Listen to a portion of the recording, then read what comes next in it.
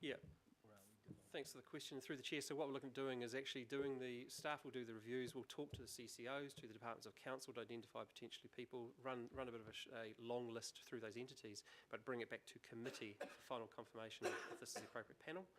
In relation to your first question, no, it's not multiple panels. The intent is to actually have some people, independent experts who are knowledgeable in the areas of infrastructure, public policy, local government financials, somebody that can do an overarching role. We will then draw in subject matter experts where needed if it's more specific expertise is needed. Okay. So a single panel. Okay, single panel, but panel nominated by officials? Officials nominating it across the group. Yep. And then brought back to the full committee for approval? Yes. Yep. Thank you, Mr Chair. Councillor Filipaina. Thank you, Chair. Look, I share some of the concerns that have been expressed by Councillor Hulse, and in particular, again around the waste, because that's one of our big issues with the Environmental and Community Committee. So my question is, Kevin, with this review, and I'll give you an example, at Papa Tuanuku Marae and the Margaret's Family Centre, we have a contract with those two particular groups in the south around composting, teaching our community composting, and as a result there's some value for us as Auckland Council. Now, will this review end up identifying possibly that, look, value for money? No, we don't see this value for money, and we think that it should be stopped, ceased, or no contracts given. Is that the detail that this review will end up getting into? Because I will definitely express concerns if that is the case, even though it may not be identified immediately as value for money. But I think in the long term, this is why we have our plan in place. So I mean, you know, what do we do? And so yeah, through you, Chair. Yeah. Look, no, through the Chair, very good question, because no, that's not the nature of this review. This review may well go into the governance, the funding, delivery, and question the notion of, is there value in delivering through the community? Not cost effective necessarily, but it may be better value being achieved through directly addressing the outcomes you're trying to achieve. And it may come up with some recommendations along those lines. Two parts of the question was, one is, bear in mind, this review will not make changes. This review will discuss how governance services, the funding is meeting the outcomes of the organisation in the wider sense, and bring back some thoughts, some recommendations to this committee, whether this committee wishes to then implement those. But the nature of the review is not going down to individual contracts, no.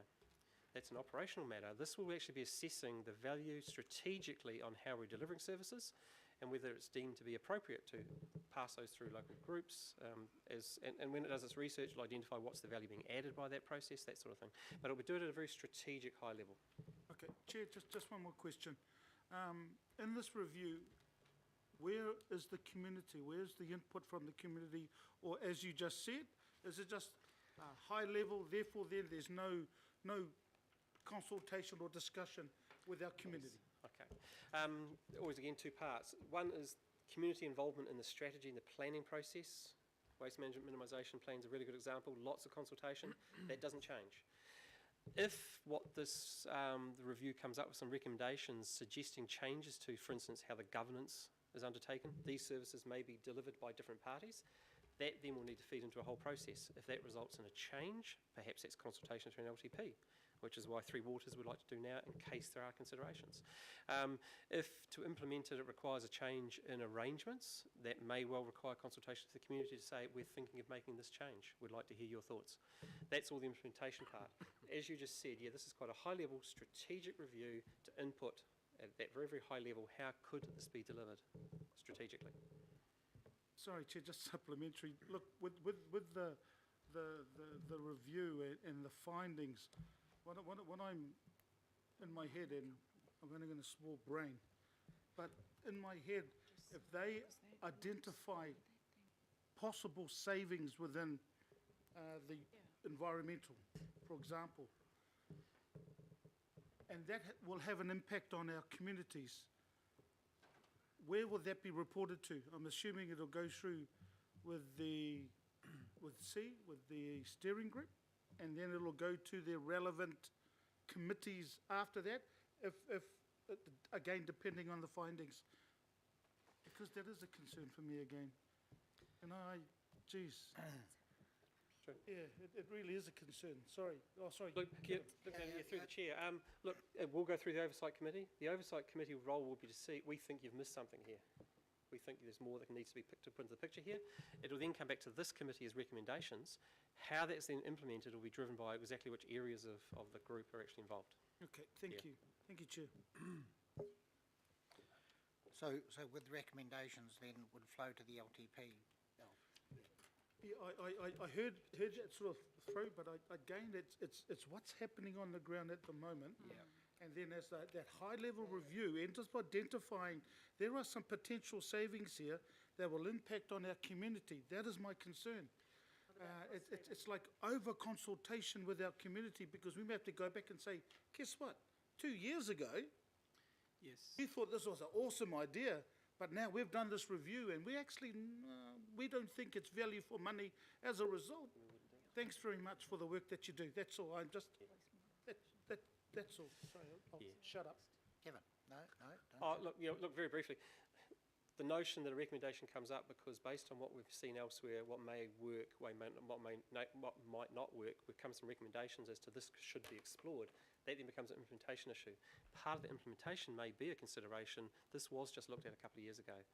Understand what's being said in the recommendation, let's leave it. We need to be cognizant of other discussions, over consultation, the value that may be achieved, lots of factors. The whole implementation program is another piece again. This will come up with some very high-level recommendations. We're conscious of those things. Comments, people. Putting up an amendment.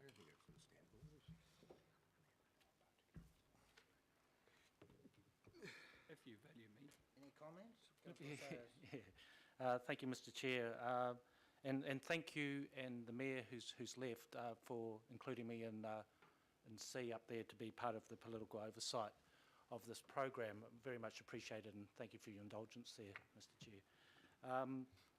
Look, I don't think the Mayor's sending mixed messages at all. I think the message the Mayor is sending is one of very good and strong leadership.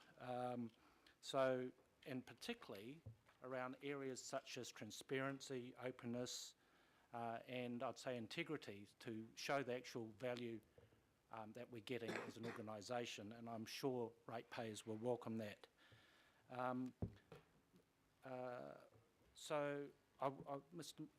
Mr. Chair, I'll just repeat, and this is just another open offer to you in terms of my background in the private sector on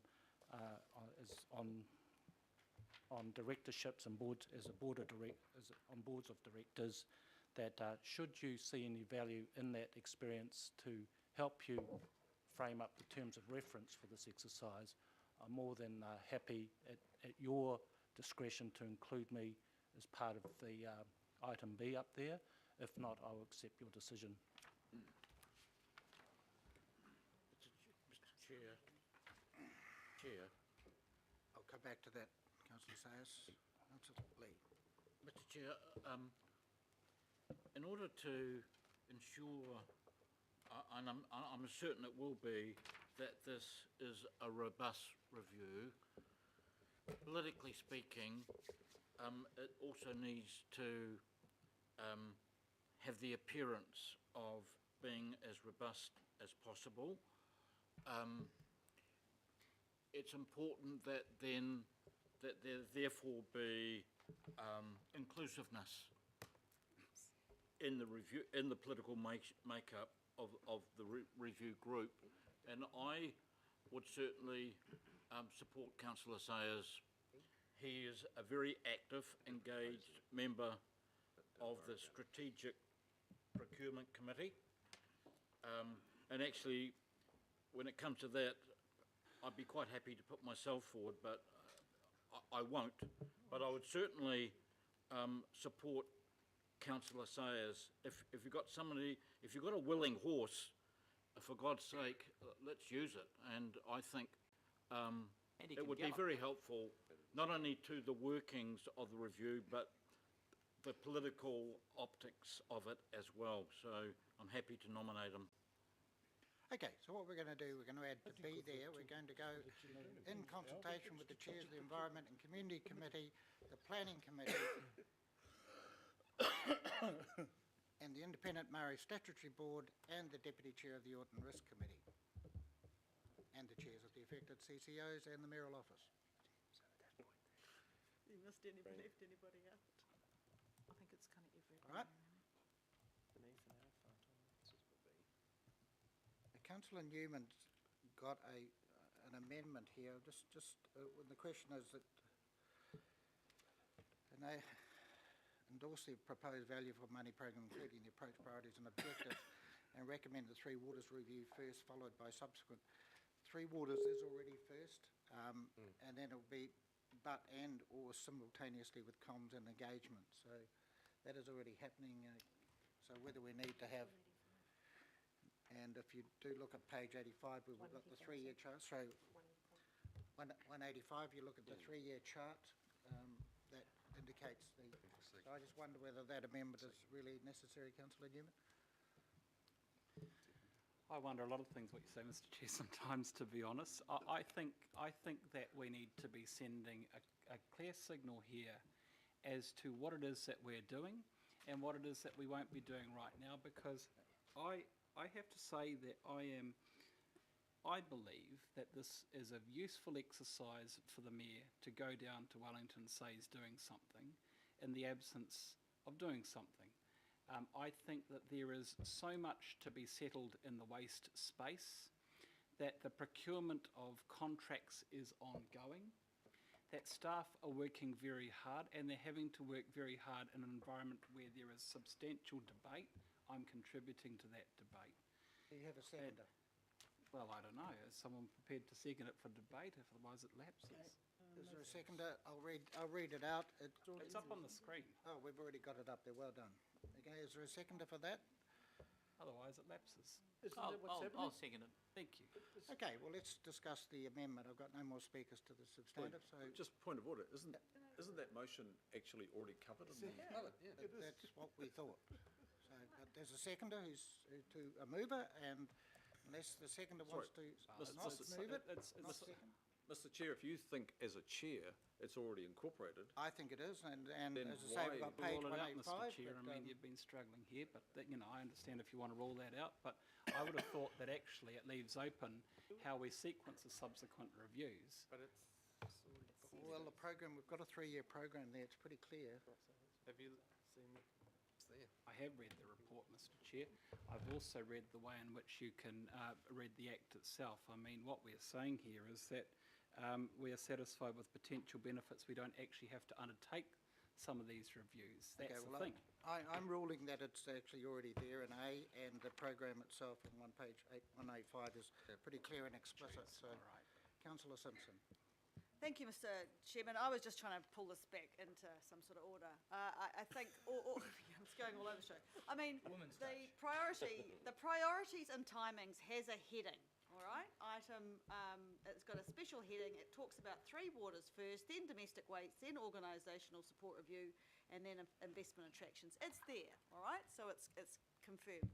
As far as the B, that was just saying, look, you've got 3 main chairs from your 3 main committees, of which everything falls up to, under finance and performance, which is this committee. That's why those people are going to put together the terms of reference. And then the political oversight can be open to a wider group of people. It's that simple. I think we're going round in circles, and I just suggest that we get on with it and vote. Here.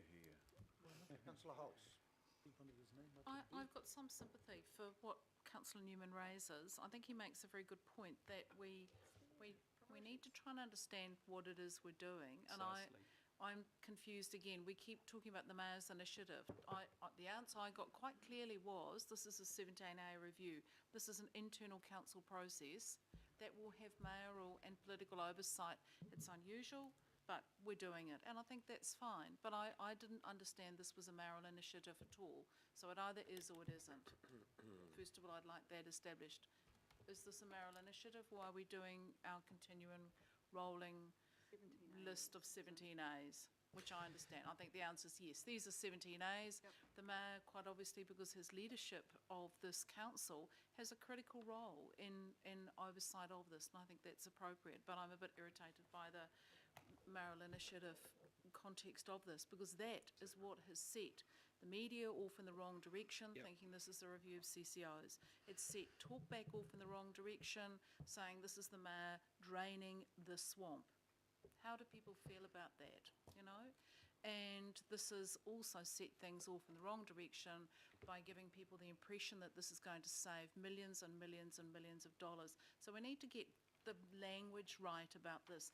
This is a 17A review, a rolling series of 17A reviews to bring us in line with the legislation that requires us to do this. I think, Councillor Newman, your intent is saying let's start with one that is probably big bang for bucks. It's big, it's unwieldy, and it needs to be sorted out, which is the Three Waters. However, in front of that, we need to work out what do we want out of a Three Waters review, and I think Councillor Walker's absolutely on the button on that one. So I'm probably less exercised about whether we have a separate recommendation for this or not, but I think we just need to get back to basics. Let's work out, is stuff being done by the right people for the right reasons? Is it delivered by the right vehicle, and are we getting value for money once we've understood exactly what the policies are that is supporting it? So I think your ruling is probably fair, saying it's kind of in there, but I think we are going to have to nut this out when we get that group of people around the table, because I still think it's a bit of a schmozzle. Why don't we just add, and the recommended first 4 reviews starting with Three Waters? Yeah. It already, Yep. It's already there. it's three states, if you choose to. But, in A, sorry, I'm just trying to find a middle ground here, or we're just going to be grinding along. You're doing good. So how about we just say starting with Three Waters? Yeah. All right? I mean, that's essentially what is different in Councillor Newman's recommendation. Can I make a comment? Yeah, I'll say, If I can just make a comment, hopefully, won't muddy the water anymore, maybe elaborate on it, because I don't think they're mutually exclusive, the mayoral-led discussion initiatives versus 17A. The mayor, unlike other councils, the mayor of Auckland Council does have a responsibility to lead all major policies, strategies and plans. We've got a major LTP coming up. The mayor is leading an accountability review, which it does relate to CCOs. Inherently linked to those is something like a 17A review. So 17A is a legislative requirement. We've got the mayor leading a lot of big initiatives across the entire group. And so what we're doing is they're starting to join up inherently. Nothing exists in isolation within the council environment. So they start to join up anyway. But the mayor is taking the lead on accountability review. He will lead the LTP discussions, and this is a significant input to those two processes. It's very sensibly put. Thank you. And Councillor Hulse, I think we've all recognised that maybe the press is leading out with the mayoral proposal, the mayoral this, and to be quite honest, we know that we're out in consultation on our proposal. I'd like to see this reframed and you to perhaps make a statement about that. Okay, speaking to the recommendations, or is everyone happy? We're happy. Very happy. Put it to the vote, Mr. Chair. I'm going to say something. Okay, Councillor Newman. Thank you, Mr. Chair. Mr. Chair, it's difficult when the mayor invites the media up to his office and presents this before it comes to this committee. And the mayor frames the statement. And what the mayor says becomes the message from this council.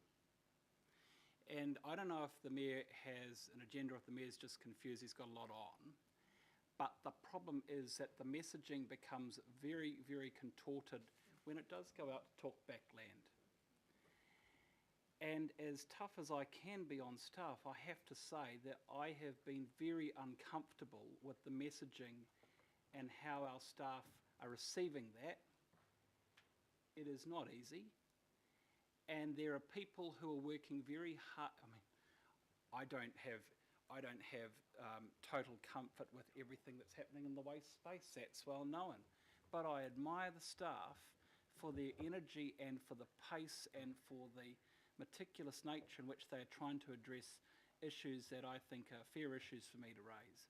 So when this issue comes up of, well, let's have a 17A review, the 17A review of the delivery of services is quite clear actually, but the way in which it is framed by the mayor in the media makes it extremely difficult to feel anything other than a reasonable degree of discomfort as to the scope and where this is heading. And this will be the start of a number of reviews that will happen cascading over time, and that there will be a degree of uncertainty not only within this organisation but also within the CCOs that have been subject to a review quite recently as well, and I believe that decisions were taken at that time.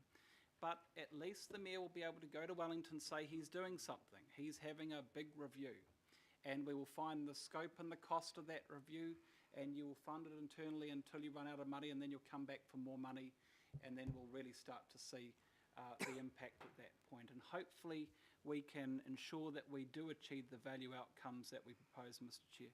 But the point being that the Mayor, who has now left the meeting, I accept that he's busy, can't just throw these items out for the New Zealand Herald last week and then have this on the agenda for this week, give that speech and then walk away when these questions remain unresolved. Because we've had a big issue of flooding recently, and we do have issues in the Three Waters space that relates to particularly the combined network in the Central Isthmus. I totally accept that. Where we go beyond that, frankly, I'm not sure that we should be going there, because I don't believe that there is necessarily a reason to go there. But we're going to spend money and go there anyway, have a look at it. And maybe we'll tick it off and say we don't really need to do much there, or maybe we'll start to get forensic based on the EY report that was set out and reported back to this council in November 2015, talking about shared services with 10% savings, which have actually been challenged by the Auditor General. However, it's referenced in the report, so we're going to just consider that. You wish, Mr Chairman, That's the third time. yeah, well, I don't think you'll make me Mr Clode, but you're chair of this committee. But if we don't get proper scope around this, I believe what's going to happen here is that the Mayor is going to over-egg this and completely under-deliver on the savings that he's talking about in the media. And since we are part of the collective decision-making here, we'll have to wear the odium for that, because actually we'll say to the committee, well, we offered something big, but in reality we didn't deliver much. But we did start to get down the operational weeds of the CCOs. But the net effect is that we haven't addressed the substantives like some of the debates around the Three Waters. So, you know, I'm not going to vote for A, because I think that the other reviews are not required at this point. Happy with B and C, but if my vote against can be recorded, thank you.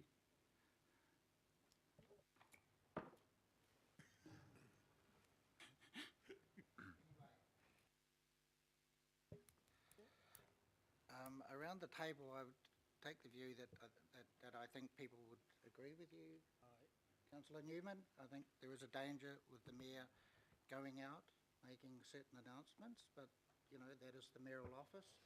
We are not part of the mayoral office, and that is the Mayor's prerogative to do that. Mr Chair, it's reported to your committee and he's cutting over the top of you.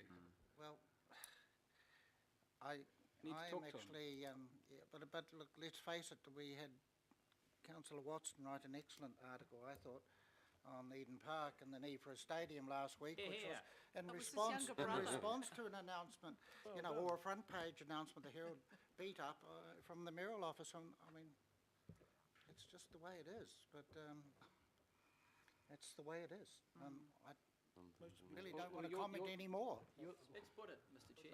Put the vote, Mr Chair. So we've got A, B and C. Councillor Newman is already recording that he's voting against A, so do you want to take them separately, or have to take them separately? Do you want it recorded that you disagreed with A, or? Just record, I voted against A, but fine with the other two. So we'll put A, B and C, and we've got a mover and a seconder, Councillor Cashmore. All those in favour? Aye. Aye. Against? Right, well, let's get on to one of the interesting parts, the disposals report.